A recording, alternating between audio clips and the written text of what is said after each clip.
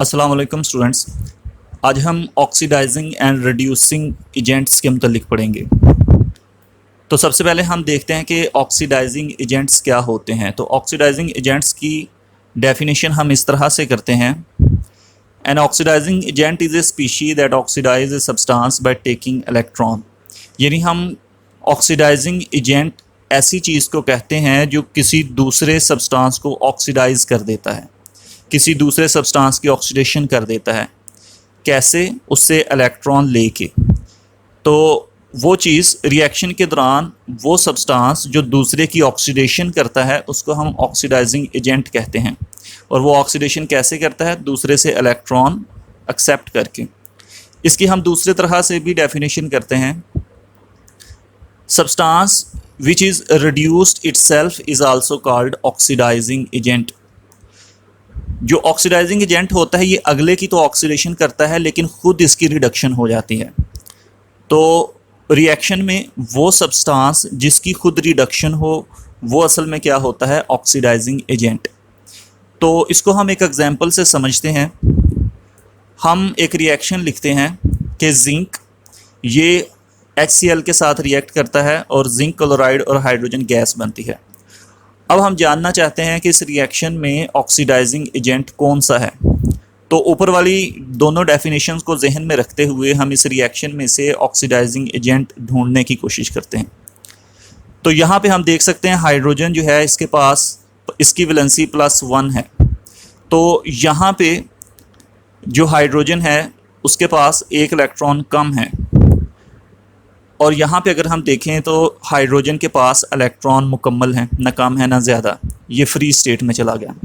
तो पीछे इसकी ऑक्सीडेशन स्टेट जो है वो +1 है और रिएक्शन के बाद इसकी ऑक्सीडेशन स्टेट जो है वो 0 हो जाती है। तो इसका मतलब 0 कैसे हुई? उसके पास जो इलेक्ट्रॉन की कमी थी वो कमी उसने इलेक्ट्रॉन को गेन करके पूरी कर ली। इसका मतलब इस रिएक्शन में हाइड्रोजन वो सब्सटेंस है जो इलेक्ट्रॉन को एक्सेप्ट कर रहा है। और पीछे आपने डेफिनेशन पढ़ी थी कि वो सब्सटेंस जो इलेक्ट्रॉन को एक्सेप्ट करे उसकी क्या होती है? रिडक्शन। तो गेन ऑफ इलेक्ट्रॉन क्या कहलाता है? रिडक्शन। इसका मतलब हाइड्रोजन की क्या हुई है? रिडक्शन। और ऊपर अभी हमने डेफिनेशन पढ़ी कि रिएक्शन के दौरान वो स्पीशी जिसकी खुद रिडक्शन हो वो असल में क्या होता है? Oxidising agent. तो इसका मतलब कि इस रिएक्शन में हाइड्रोजन क्या होगा? Oxidising agent.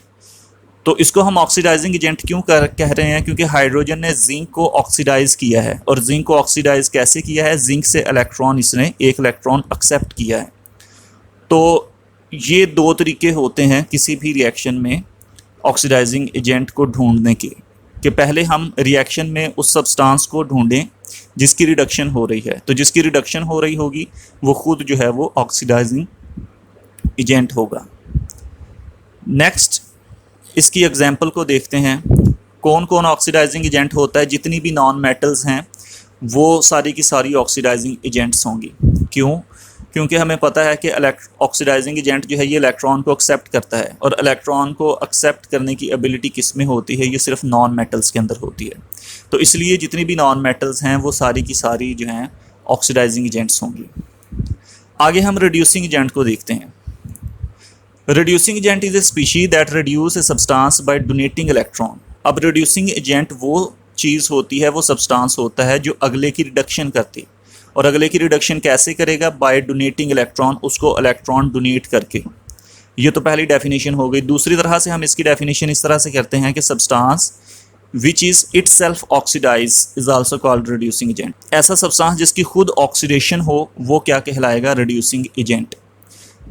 तो इसको भी हम एक रिएक्शन के ज़रिए से समझते हैं। तो वही हमने पहले वाला रिएक्शन लिखा।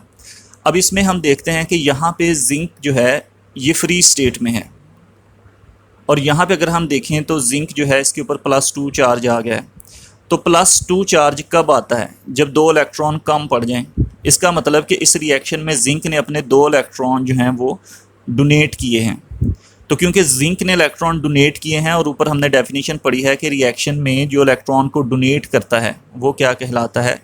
Reducing agent. तो इसका मतलब कि जिंक क्या कहलाएगा? Reducing agent. दूसरी डेफिनेशन के हिसाब से अगर हम देखें, क्योंकि जिंक ने इलेक्ट्रॉन को डोनेट किया है और यानी जिंक ने इलेक्ट्रॉन को लूज़ किया है, तो लॉस ऑफ इलेक्ट्रॉन क्या कहलाता है? ऑक्सीडेशन। इसका मतलब जिंक की खुद क्या हो रही है? ऑक्सीडेशन। और दूसरी डेफिनेशन के हिसाब से वो सब्सटेंस जिसकी खुद ऑक्सीडेशन हो वो क्या कहलाता है? Reducing agent. तो इसका मतलब कि जिंक क्या है? Reducing agent.